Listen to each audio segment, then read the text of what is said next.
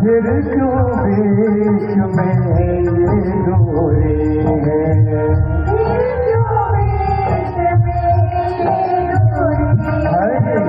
आकर मुझको लगा लीजिए, आकर गले से लगा लीजिए। किसको से कहूँ चाहो मुझे कोई, किसको से कहूँ चाहो मुझे, राम से कोई मिला तो मुझे,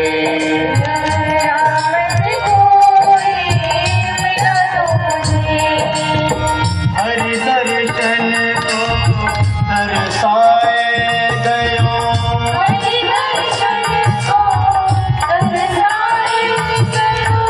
राम विरह में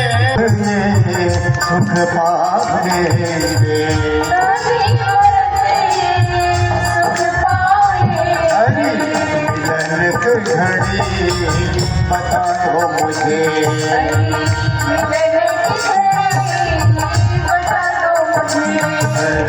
मिलन की घड़ी बता दो मुझे,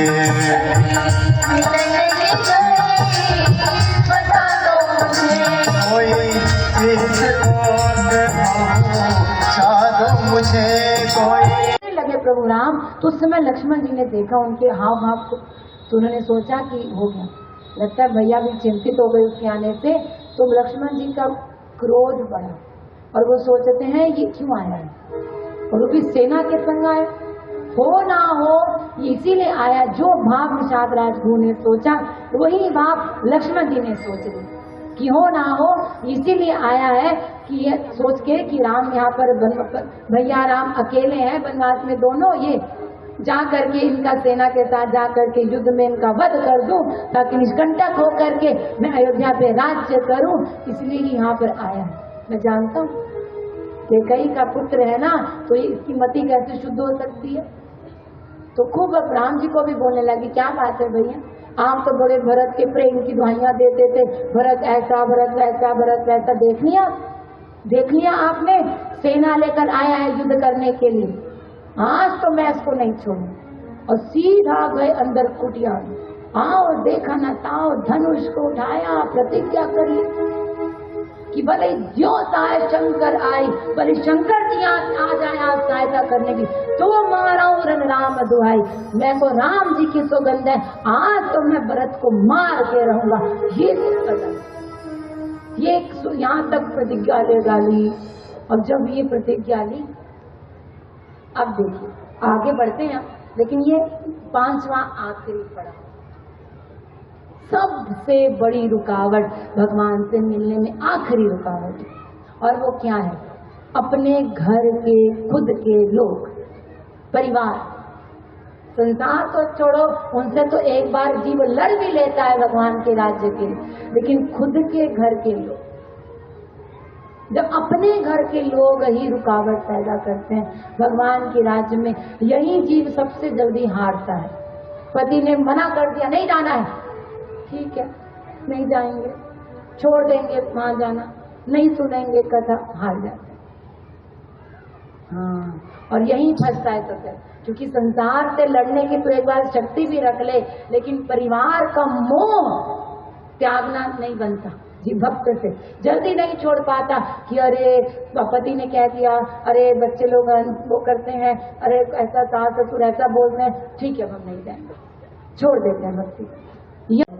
तो याद रखो, शास्त्र वेद कहते हैं कि कुछ भी कार्य करने से पहले अच्छे से सोच विचार करो कि वो सही है कि गलत है, सीधे करने ना चले जाओ, बाद में पता चले पछताना पड़ जाए।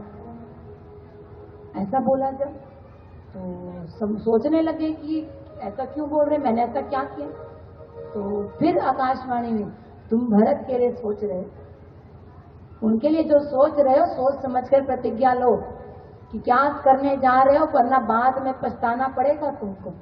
और ऐसा कहकर आकाशवाणी शांत हो गई। तो अब देखने लगे लक्ष्मण जी प्रभु राम को, सीता मैया को। तो तब फिर जाकर के यहाँ पर प्रभु राम ने कहा कि लक्ष्मण, अगर तुझे लगता है कि भरत को पद का मोह है, इसीलिए उस पद को पाने के लिए वो यहाँ आ रहा है। तो तेरी ये सबसे बड़ी भूल है, क्योंकि भले ही विधि हरिहर का भी पद भरत को मिल जाए ना, तो भी शंकर जी की पदवी पर भी उसको बिठा लो ना, तो भरत इतनी ऊंची कक्षा में प्रेम की खड़ा है, भक्ति की, उसको वहां पर जाकर के भी अभिमान नहीं होगा। वरना तो संसार में जरा सी छोटी सी भी पोस्ट हमारी हो जाए ना, सीना तान कर चले, अरे हमारा पति आईजी है, एसपी है, पुलिस कमिश्नर है, या जरा सा कांस्टेबल भी है, तो भी अभिमान। कुछ भी हमारे पास एक चीज अहंकार की ज्यादा हो, ज्यादा सुंदर हो जाए, ज्यादा पैसा हो जाए, अभिमान। लेकिन भरत जी, राम जी तो यहां तक कह देते हैं, भले ही अंधेरा सूर्य को खा जाए, संभव है नहीं है संभव, लेकिन प्रभु राम कहते हैं भले ही ये संभव हो जाए, भले ही अंधेरा सूर्य को खा जाए, भले ही गऊ के खुर में जितना पानी टिकता है, कितना गऊ का खुर नीचे का, उसमें पानी जो टिकता है, उस पानी में भले ही अगस्त्य मुनि डूब जाए, डूब सकते हैं क्या? नहीं। लेकिन राम जी कहते हैं भले ही वो संभव हो जाए, लेकिन भरत के अंदर राजमद पद की पाने की काम भावना है, ये कभी नहीं, पद का मद है, ये कभी नहीं। भले ही लक्ष्मण राम जी कहते हैं मच्छर फूंक मार के समेरु पर्वत को उड़ा दे, संभव है ये कभी? वो तो आपकी उंगली को क्या, एक बाल को भी नहीं उड़ा सकता मच्छर, समेरु पर्वत को उड़ा दे मच्छर की फूंक, ये भी संभव हो जाए। लेकिन राम भगवान कहते हैं भरत को राजमद हो या पद को पाने के लिए वो यहाँ आ रहा है, सब कभी नहीं। तब ऐसा कहा, फिर प्रभु भरत जी के गुणगान करने लगे राम, तब पुनः आकाशवाणी हुई और सराहना करने लगे, धन्य हो धन्य, प्रभु राम जी को कहने लगे हैं कितना प्रेम है आपका प्रभु भरत से, आपके प्रेम को धन्य है, उस भरत का धन्य है, आप उनसे इतना प्रेम करते हैं। ऐसे जब आकाशवाणी हुई, तब फिर लक्ष्मण जी का जो संशय था, जो भ्रम था, वो शांत हुआ, नहीं गलत सोच रहा, तब वो शांत होएगा, अपने आप से प्रभु राम से क्षमा मांगने लगे, पश्चाताप करते हुए, क्षमा कर दीजिए भैया, मैंने भरत भैया के लिए इतना अपशब्द या इतना गलत चिंतन किया, विचार बुद्धि में लाया। तब फिर सीता मैया, प्रभु राम और लक्ष्मण भैया अत्यंत प्रसन्न है ये वाक्य सुनकर कि भरत आ रहे हैं मिलने के। तो ये भाव जब वो अपने अंदर देखते हैं, जब भरत जी अपने आप को देखते हैं तो रुक जाते हैं, लेकिन जब प्रभु राम के गुणों का विचार करते हैं, नहीं, वो तो करुणा निधान है, तो सबको गले लगाते हैं, तो मुझे ऐसे पापी को क्यों नहीं लगा, ये सोच कर दौड़ते हैं, फिर रुक जाते हैं, फिर ये सोचते हैं नहीं नहीं मैं तो इतना पापी हूँ, मैं कैसे जाऊँ, फिर रुक के रोने लगते हैं, फिर उनको लगता है नहीं नहीं मेरे प्रभु तो करुणा निधान, फिर दौड़ते, क्या समाधि लग रही है उनकी, रुक रहे हैं, दौड़ रहे हैं, रुक रहे हैं। आप इधर जैसे ही पर्णकुटी के सीमा पर, यानी जो द्वार है वहां तक भरत जी पहुंचे, अभी सामने नहीं आए, ओट में छुपे हैं, संकुचित हो रहे, संकोच कर रहे प्रभु के सामने जाने में। अब उस समय जब भरत जी पहुंचे हैं तो क्या स्थिति है, भरत जी ऐसे राम भगवान ऐसे बैठे हैं, सामने उनके ऐसे लक्ष्मण जी हैं और पीछे यहाँ पर भरत जी, मतलब भरत जी और प्रभु राम के बीच में लक्ष्मण जी खड़े हैं। अब इधर जैसे प्रभु राम को इधर भरत जी यहाँ छुप कर देख रहे हैं प्रभु राम को, सुमित्रा नंदन इधर खड़े हैं ऐसे, तो तुरंत भरत जी सर झुकाकर देख नहीं रहे हैं प्रभु राम, सर झुकाए, आंखें नीचे की, और तुरंत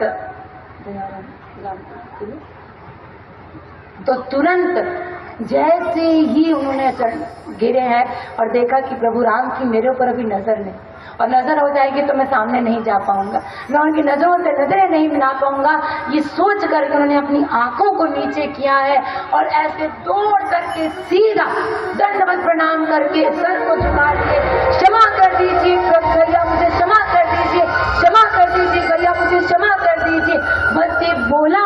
प्रभु राम ने भरत भैया की वाणी सुनी, उनका पुकार सुनी, लक्ष्मण जी अब फंस गए कि मैं क्या, मेरे पीछे भैया मैं पीट करके खड़ा हूँ अपराध, बस सामने प्रभु राम खड़े, मैं क्या करूं?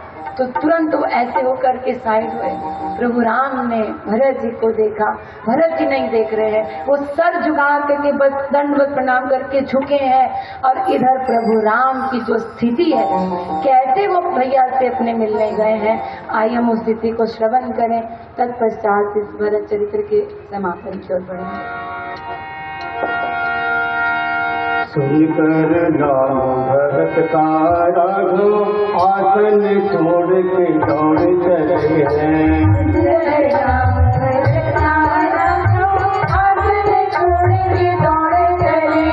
कहीं गिरा पट कहीं गिरा धन, कहीं गिरा पट कहीं गिरा धनु, कहीं कर कहीं तीर पड़े हैं। सुंदर नाम भरत का राघव आसन छोड़ के दौड़ चले हैं।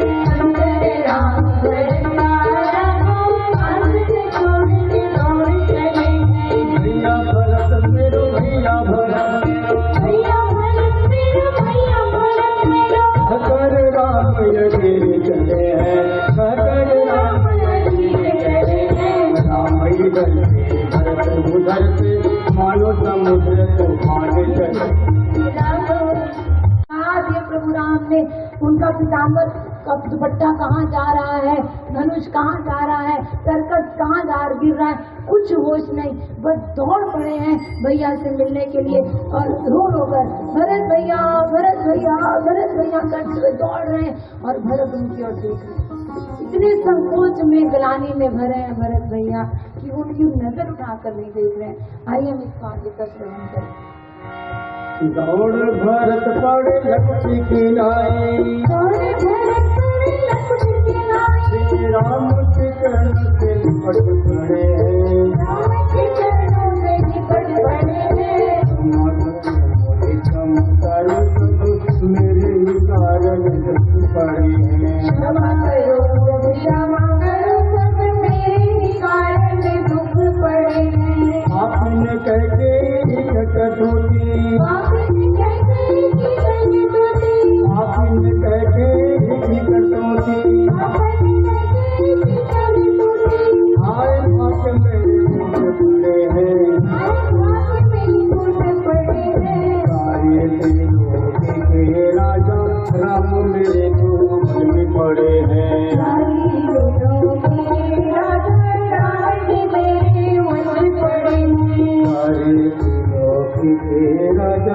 उठ नहीं रहे, बार बार भैया प्रभु राम बोल रहे भरत उठो उठो भरत उठो, लेकिन भरत जी उठ नहीं, बस वो क्षमा मांग रहे हैं, भैया मुझे क्षमा कर दीजिए, क्षमा कर दीजिए, आज मेरे कारण ही सारे ये दुख आए हैं। अगर मैं ही पैदा नहीं होता तो ये दुख नहीं आते। मेरी पापी माँ के, मेरी माँ के पापी कैकई के कारण आज मेरे प्रभु जो पूरे त्रैलोक्य के स्वामी हैं, आज उनको वन में रहना पड़ रहा है। भैया सब मेरे कारण, मुझे क्षमा कर दीजिए, मुझे क्षमा कर दीजिए। बार बार बस भरत जी क्षमा मांग रहे हैं, लेकिन उठ नहीं रहे, प्रभु राम की ओर देख नहीं रहे, इतना पश्चाताप की अग्नि में जल रहे हैं, जबकि भैया की कोई गलती नहीं, फिर भी इतनी दीनता, इतना प्रभु के राम के चरणों में प्रेम है कि बस उनकी छाती जली जा रही है इसको देख करके कि मेरे कारण प्रभु की ऐसी स्थिति है कि वो नैनों से नैन नहीं मिला। बार बार भैया बोल उठ जाओ भरत, उठो भरत उठो, लेकिन नहीं उठ रहे। तब फिर प्रभु राम ने क्या किया है, आइए हम श्रवण करें। बहुत भांति सो राम, बहुत भांति सो राम भांति सो राम, चरण लिपट नाही उठे हैं, सोच मेरे गिरे से राम ये मेरे सबसे खड़े हैं।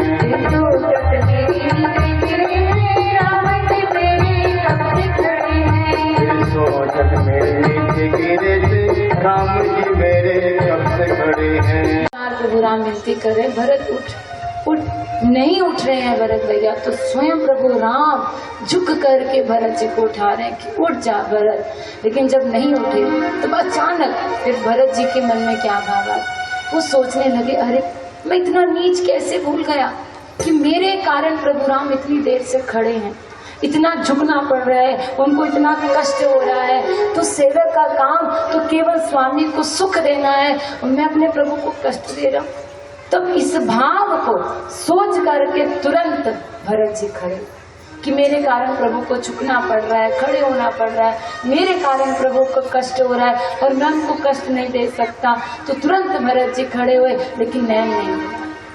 प्रभु राम को देख नहीं रहे, बस आंखें बंद करके खड़े और कहते मैं प्रभु आपसे नजर नहीं मिला सकता, मैं आपको देख नहीं सकता। कहते देख नहीं सकते तो गले तो मिल सकता। गले लगा लिया प्रभु राम, गले लगा रहे हैं। अब तो जो स्थिति है, दोनों भैया विलाप करके रोने लगे। आज भी चित्रकूट में वो स्थान है मारने की जहाँ ये लोग जब विरह में इतना रोए हैं कि वो चट्टान पिघल गए, रो रो करके सारा रोने लग गए, इतना रोने लग गए, सब बुद्धि बुद्धि। जैसे भरत जी को कुछ नहीं, प्रभु राम को पता कि भरत के अलावा कोई दुनिया में, भरत जी भूल गए कि संसार में और कोई दुनिया में, इतनी शुद्धि बुद्धि बिसरा के दोनों विलाप कर करके रो रहे हैं। और इधर क्या स्थिति है, आइए। उठा लिए तब रामचंद्र ने, उठा लिए तब रामचंद्र ने, उठा लिए तब रामचंद्र ने, उठा लिए तब रामचंद्र ने, अपनी भुजाओं में भरत ने, अपनी भुजाओं में भरत ने, अपनी भुजाओं में भरत ने, अपनी भुजाओं में भरत ने। गले लगे दोनों भैया भैया, भरत राम भरत भैया मिले हैं। गले लगे दोनों भैया भैया, भरत राम भरत भैया मिले हैं। और भरत भैया गले लगा रहे हैं, देवता लोग इस दृश्य को देख रहे हैं, पुष्प वर्षा कर रहे हैं, कुछ होश नहीं, इतनी देर बस गले लगाए रहे, लगाए रहे, लगाए रहे। कितनी देर हो गई, सब भूल गए।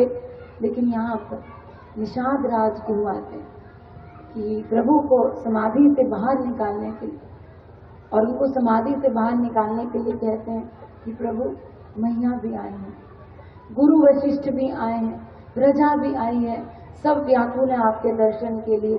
अब जब ये सुना तब जाकर के प्रभु राम की प्रेम समाधि टूटी, तब जाकर के भरत भैया की समाधि टूटी, तब जाकर के भैया अब तो देख लो, अब तो मैंने गले लगा के, अब तो देख लो। तब जाकर के भरत भैया ने कहा कि पहले आप मुझे क्षमा कीजिए, अगर आप एक बार मुझे बता दीजिए कि आपने तो मेरे लिए कभी नहीं सोचा कि एक क्षण के लिए भी मैंने राजपद वध किया हो या राजा बनने की कामना की हो, अगर एक क्षण के लिए भी आपने सोचा है तो मैं अपने प्राण त्याग दूँ। तो राम भैया कहते हैं नहीं, मैं सोच ही नहीं सकता भरत, क्योंकि तू, तेरा जो मुझसे प्रेम है मैं जानता हूँ, मैं सोच नहीं सकता कि एक क्षण के लिए भी तुझे राजा बनने की कामना पैदा हुई। जब ये सुना तब तुरंत भरत भैया ने आंखें खोली, प्रभु राम को देखा और रो रो करके विकल उनकी दशा को देख करके कि मेरे कारण इतने सुंदर राम, घुंघराले घुंघराले दिन के केश, पीताम्बर धारण करने वाले, मुकुट धारण करने वाले, आज जटाधारी बन करके बैठे हैं, अत्यंत व्याकुल है। लेकिन समाधि से तो बाहर आए हैं, अब इधर राम भरत मिलन को देख के सबके आंखों से आंसू झरे हैं। नभ से देव सुमन बरसावत हाथ जोड़ स्तुति करे हैं। बहुत देर भरी राम भरत जो मूर्ति हो गई यूं ही खड़े हैं। बहुत देर भरी राम भरत जो मूर्ति हो गई यूं ही खड़े हैं। मूर्ति हो गई यूं ही खड़े हैं। मूर्ति हो गई यूं ही खड़े हैं। जब यहाँ से निषाद राजगुरु को देखकर गले लगाए तो तुरंत फिर गए हैं भरत, स्वयं प्रभु राम और भरत जी निषाद राजगुरु को, लक्ष्मण जी को सीता मैया के पास खड़ा करके मैया गुरु जी से मिलने के लिए गए। अब तो जैसे ही सबसे पहले वहाँ गुरु को देखा, गुरु वशिष्ठ इतने बड़े महात्मा, साक्षात बृहस्पति के पुत्र हैं, जैसे ही राम को देखा तो झलक गए उनकी आंखों से आंसू। इतने दिनों बाद अपने राम को, अपने सर्वस्व को देख रहे हैं, प्रभु राम ने अपने गुरु को देखा, जाकर सबसे पहले उनके चरणों में वंदना की। माताएं पालकी से बाहर आकर खड़ी, अयोध्यावासी खड़े, लेकिन तुलसीदास जी ने लिखा है रामायण में, कितनी भीड़ में गुरु को प्रणाम करने के बाद कैकेयी माँ सबसे पीछे ओट में छिपी रही, संकोच करके कि मैं कैसे प्रभु आपके पास राम के सामने जाऊं, मेरे कारण आज वो स्थिति में पहुंचा है। तुम छुप कर पीछे खड़ी। लेकिन तुलसीदास जी ने कहा कि प्रभु राम इतने करुणा निधान है, इतने दयालु है। और आप जानते हैं, एक कथा तो यही है कि जो हम लोगों ने श्रवण की है कि सरस्वती मैया ने आकर बुद्धि बिगाड़ी तो मंथरा के कारण ऐसा हो। लेकिन किसी रामायण में, क्योंकि बहुत रामायण है ना, तो कहीं कहीं रामायणों में ये भी लिखा है कि प्रभु राम ने स्वयं कैकेयी माँ को आ करके कहा था, छोटेपन में बालक थे जब वो अपने कैकेयी के रानीवास में जाकर पीछे से उनकी आंखें बंद कर ली। प्रभु राम आनंद ले रहे थे उनके साथ, मैया के साथ, तो पूछ रहे हैं कि बताओ मैया मैं कौन। तो मैया पहली बार पहचान नहीं पा रही कि कौन है, तो हाथ उठाकर सामने लाए तो राम। मैया कहती अरे लाला तू भी बड़ी मस्ती करने लग गया। तो कहते हैं मैया आज मुझे आपसे कुछ चाहिए। छोटे से राम है तो तब मैया ने कहा कि अरे रघुवन कुल की रीति तो मांगने की कभी नहीं है, तू क्या मांगना चाहता। तो एक वचन चाहिए, मुझे आपकी सहायता की जरूरत है। मेरी सहायता किस चीज में। तब यहाँ पर प्रभु राम ने कहा था कैकेयी माँ कि सहायता में माँ आप विधवा भी हो सकती हो, आपके पति प्राण भी त्याग कर सकते हैं, इतना बड़ा आपको इसका मतलब सहन करना पड़ेगा कष्ट। तो ऐसा क्या बात, क्या सहायता थी बता तो सही। बस तेरे को सुख मिलना चाहिए। कैकेयी माँ की यही शब्द कि तेरे को सुख मिलेगा क्या ये काम से। हाँ माँ मेरे को तो बहुत लाभ मिलेगा, तो बस मैं सब कुछ करने को तैयार। देख ले माँ पूरा संसार तेरे को कलंकित करेगा, कोई बात नहीं, तेरी प्रसन्नता के लिए राम मैं सारे संसार का कलंक लेने को तैयार।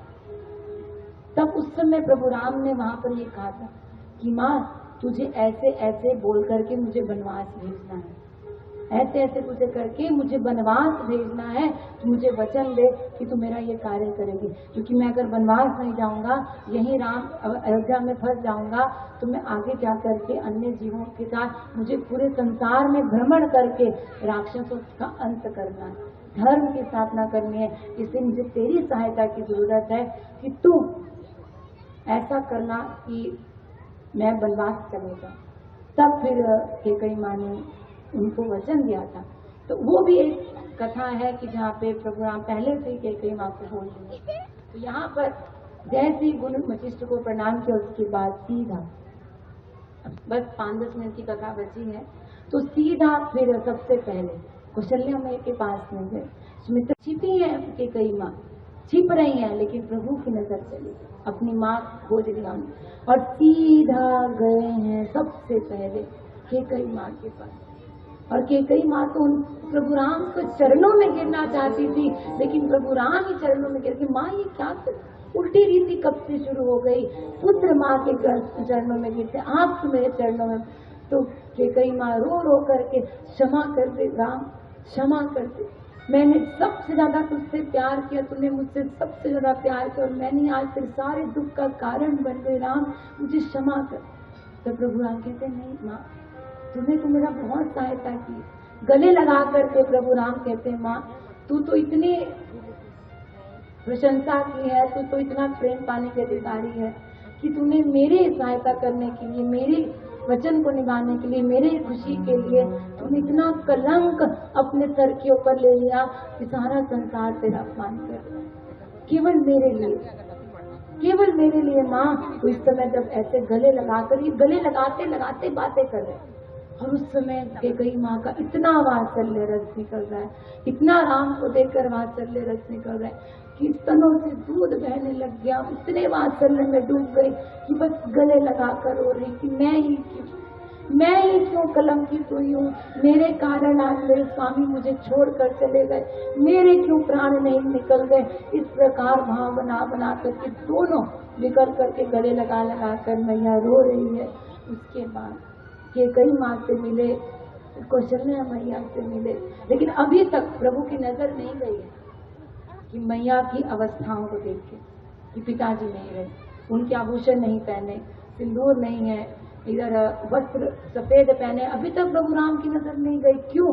क्योंकि भरत के प्रेम में जो आंसू निकले हैं प्रभु राम के, वो आंसू के कारण आंखें अभी भी भरी हैं उनकी, वो शांत नहीं हुए, इसलिए वो कुछ दिखाई नहीं दे रहा। अब भरत के प्रेम में कुछ नहीं दिखाई दे रहा, बस वो अपने मिल करके अपने प्रेम में उनको क्या कौन पहना अभी कुछ नहीं दिखाई दिया।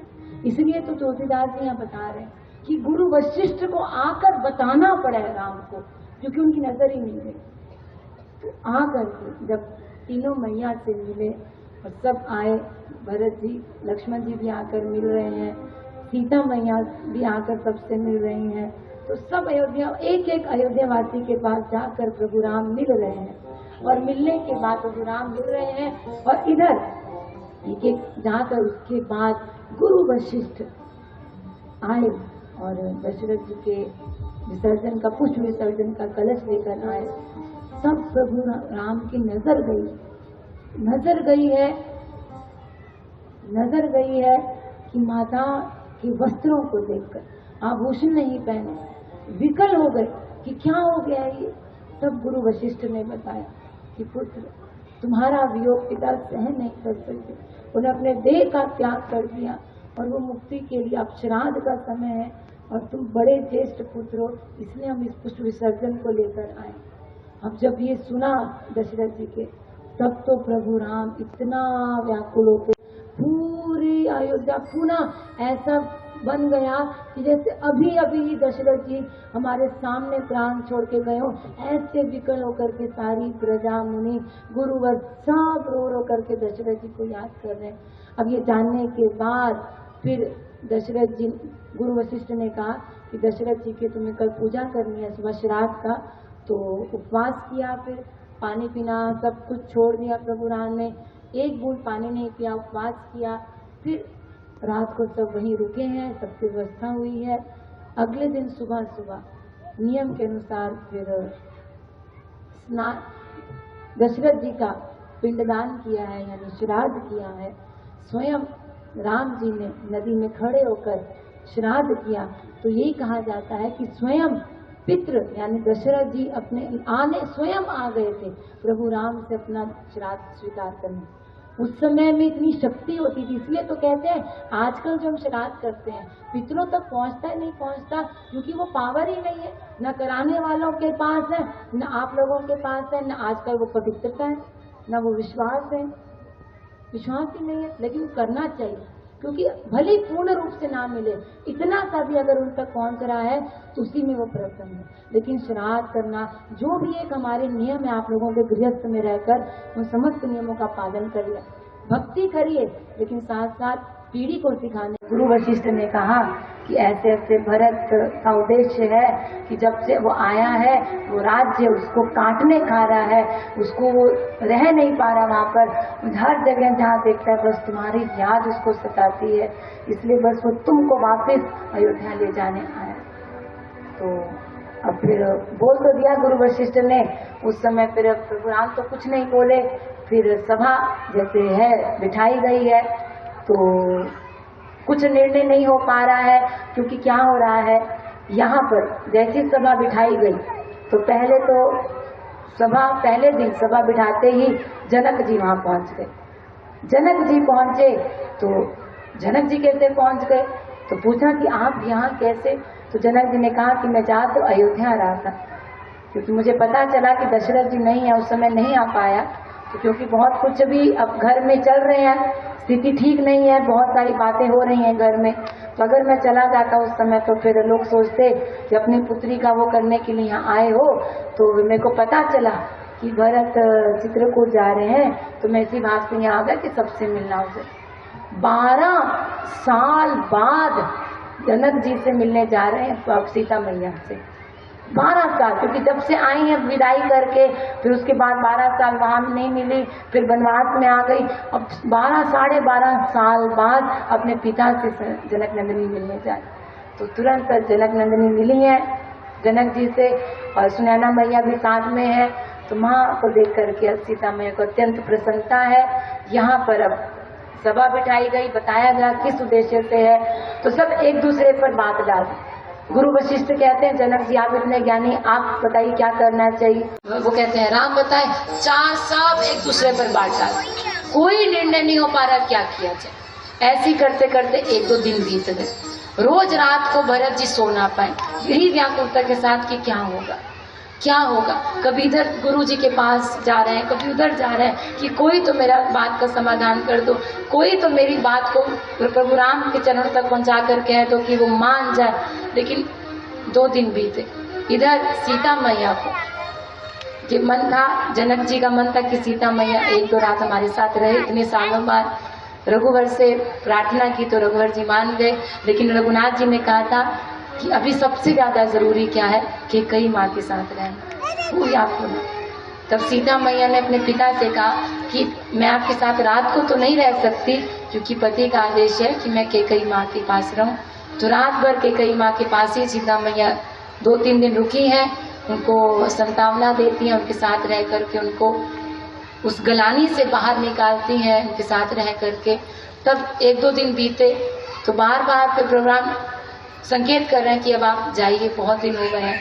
हमारे भी वनवास में रुकावट पैदा हो रही है, हम जिस भाव से यहाँ आए वही कीजिए, आप मुझसे मत कीजिए, करुणा निधि कीजिए, वही कीजिए जिससे आपको सुख मिले। और यही होता है जब प्रभु निष्काम भक्त जहाँ आते हैं तो फिर सरेंडर करते हैं, हार जाते हैं भगवान। केवट ने निष्काम भक्ति की, क्या मिल गया केवट को।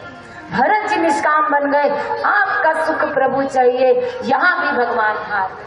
जैसी भरत जी ने बोला प्रभु राम हार गए यहाँ कि मेरे ऊपर डाल दिया। तब जाकर भरत यहाँ पर प्रभु राम कहते हैं अब तुम मुझे ही कह रहा है तो मैं कहता हूँ कि बांटी विपत्ति सब ही मोहिना। हम लोग एक काम करते हैं, बंटवारा कर लेते हैं। अब तो भरत जी ने सुना बंटवारा, प्रभु ये आप क्या बात कर रहे हैं, बंटवारा कर लेते। अरे आपने भी संपत्ति का त्याग कर दिया, मैंने भी संपत्ति का त्याग कर दिया, अब क्या सा बंटवारे की बात कर रहे हैं प्रभु आप। तब प्रभु राम कहते हैं अरे भैया भरत, बंटवारा करना है लेकिन संपत्ति का नहीं, फिर विपत्ति का बंटवारा करना है। इसलिए कभी भी यहाँ पर भरत भैया से कहते हैं भाई की सबसे बड़ा विपत्ति क्या है, जब 2 भाई विलग होते हैं, दूर रहते हैं, एक साथ रहते हैं, तब तो आनंद ही आनंद है। इसलिए अभी ये विपत्ति का समय है भरत भैया, अभी ये विपत्ति का समय, इसलिए हमें बंटवारा संपत्ति का नहीं करना चाहिए। अगर भाइयों को बंटवारा करना है तो विपत्ति का करो। एक भाई विपत्ति में है तो उस विपत्ति का हरण करो, बंटवारा करो, संपत्ति का नहीं। तो भैया ने यहाँ भरत भैया को यही कहा प्रभु राम ने कि हम विपत्ति का बंटवारा करेंगे। विपत्ति का कैसे? तब भरत भैया क्या से कहते हैं प्रभु राम दे भाई कौन होते हैं? जो भाई होते हैं ना, वो बड़े भाइयों के जो छोटे भाई होते हैं भुजाएं होते हैं, बाजू। तो बाजू का काम क्या है? जैसे मान लो बाजू अगर पूरी हड्डी चूर चूर होकर टूट जाए और उस समय भी अगर आपकी बहुत बाजू में कष्ट है, पूरा हड्डी टूट गई है इतनी सारी, उसके बाद भी अगर उस समय आपको कोई मारने लगे, आप पर आक्रमण करने लगे, तो सबसे पहले बचाव के लिए आप क्या करते? हाथ आगे कि मत मार, हाथ आगे। ये भरत जी उदाहरण दे रहे हैं आपको, राम जी उदाहरण दे रहे हैं इस बात का कि भरत ऐसे ही भाई भुजा होते हैं। तू मेरी भुजा है और मेरे ऊपर इस समय विधाता का वज्रपात हुआ है विपत्ति का, इसलिए तू मेरे को नहीं संभालेगा, तू मेरा संकट दूर नहीं करेगा, तो फिर कौन करेगा? इसीलिए हम विपत्ति का बंटवारा करते कि मेरी भुजा तू है। इसीलिए जब ऐसा कहा भरत भैया ने, प्रभु राम ने, तो भरत भैया हंसते हैं, आप प्रभु मैं समझ गया अब आप क्या चाहते हैं। तो समझ गए भरत जी प्रभु राम क्या चाहते हैं। तब प्रभु राम ने यहाँ पर स्वीकार किया कि भरत तुम्हारी भाव को भी तुम अपने धर्म का पालन करो, मैं अपने धर्म का पालन करता हूँ, दोनों के धर्म में कोई भी रुकावट ना बने। इसीलिए तुम जो चाहते हो तुम्हारी इच्छा का मान रखते हुए मैं स्वीकार करता हूँ।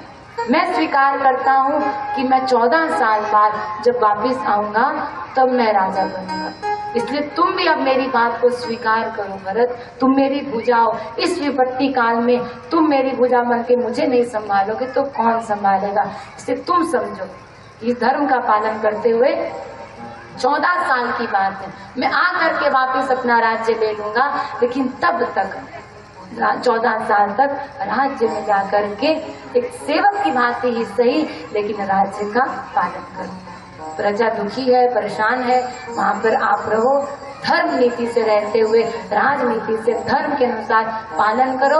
और ये भी सिखा दिया भरत जी को कि सबके साथ सम्मान, एक समान भाव रख के सबके लिए काम करना, कभी भी पक्षपात नहीं करना। क्यों? भरत जी को कहते हैं प्रभु राम कि तुम मुखिया बनोगे वहाँ के, इस समय 14 साल तक तुम मुखिया हो, तो मुखिया का काम क्या है? ध्यान दीजिएगा।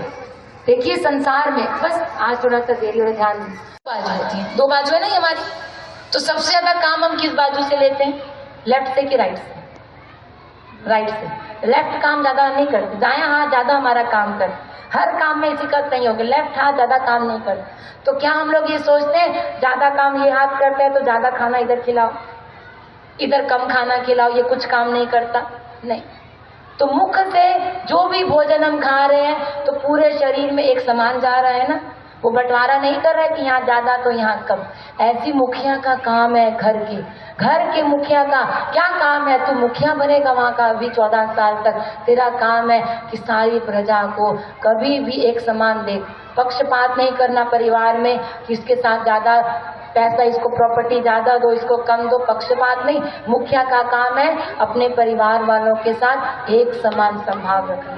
इसलिए तेरा तो खूब ज्ञान दिया भरत जी को, तब प्रजा मान गए हैं। तो अंत में फिर कहते हैं ठीक है प्रभु, आपका इशारा मैं समझ गया हूँ, ठीक है, अब जा तो रहा हूँ, लेकिन एक सेवक की भांति बस जा करके मैं अपने दास से भाव का पालन करते हुए मैं एक रक्षक बनकर, संरक्षण बनकर मैं बस देखभाल करूंगा, लेकिन वो राज्य है आप, ठीक है, वो मेरा है। लेकिन हाँ, 14 साल से एक भी दिन लेट हुआ ना प्रभु, इस भरत को आप जीवित नहीं पाएंगे। तब फिर प्रभु राम ने कहा मुझे नहीं। तब फिर यहाँ पर भरत जी कहते हैं प्रभु जाने से पहले कोई चिन्ह मुझे दे दीजिए अपना, ताकि मैं उसको अपने साथ रख, आपका स्वरूप समझ करके उसके पूजा करते हुए अपना राज्य चला सकूं, वहाँ का राज्य का पालन कर सकूं। इसलिए मुझे कोई चिन्ह दे दीजिए। क्या चिन्ह चाहिए? अब देखिए, पादुका तो लेके नहीं गए थे भगवान, वो तो नंगे पांव गए, पादुका कहाँ से आई? पादुका तो लेके नहीं गए भगवान, पादुका कहाँ से आई है? यही पादुका भगवान ने अपना जैसे स्वरूप ही, स्वयं ही भगवान पादुका बन गए थे उस समय, अलग से लाए नहीं, बनवाई नहीं गई है, स्वयं ही भगवान पादुका बन गए हैं। जैसे भगवान अवतार लेते हैं, इसको एक तरह से संत लोग कहते हैं पादुका अवतार है भगवान का, कि पादुका ही स्वयं भगवान पादुका बन गए। जैसे ये ग्रंथ है, भागवत है, श्री रामचरितमानस से साक्षात भगवान का वांगमय स्वरूप है, भगवान नहीं है, शब्द के रूप में, ऐसी पादुका के रूप में भगवान स्वयं पादुका बन गए थे उसी क्षण। और फिर अपने चरण से छुआ करके भरत जी को पादुका दी है। तब फिर भरत जी ने, आइए हम श्रवण करते हुए इस कथा को विराम करें।